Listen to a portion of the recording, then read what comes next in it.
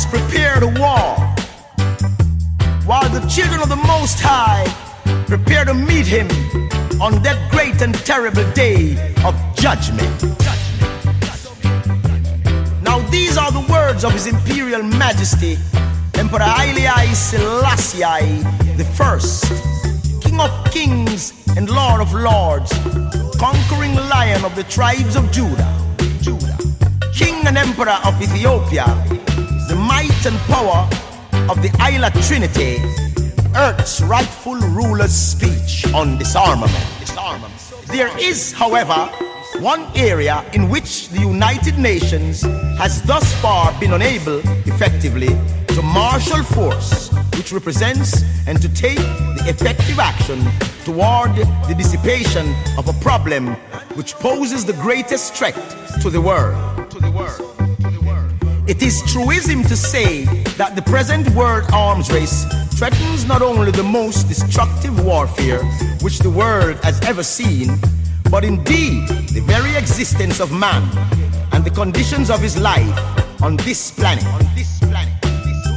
The failure of the great powers to reach an effective agreement on disarmament cannot be excused or justified on the ground that the problem is difficult or a complex one. No nation, no matter how large or powerful, has the moral right today to insist that it can follow the policy of unlimited nuclear armaments when such policy implies consequences far beyond its power to control. Those powers which today possess the capacity to wage nuclear warfare cannot refuse to take all reasonable measures to lessen the threat of world conflict. Unfortunately, we today see the nations of the world, both great and small, invoking their rights as sovereign states by following a course which, unless arrested, must lead irrevocably to disaster. The great powers stubbornly adhere to an armaments policy which threatens the most dire results for all, and the smaller states, themselves aspiring to greatness, but fearful of incurring the wrath of those upon whom they today count for assistance, acquiesce silently.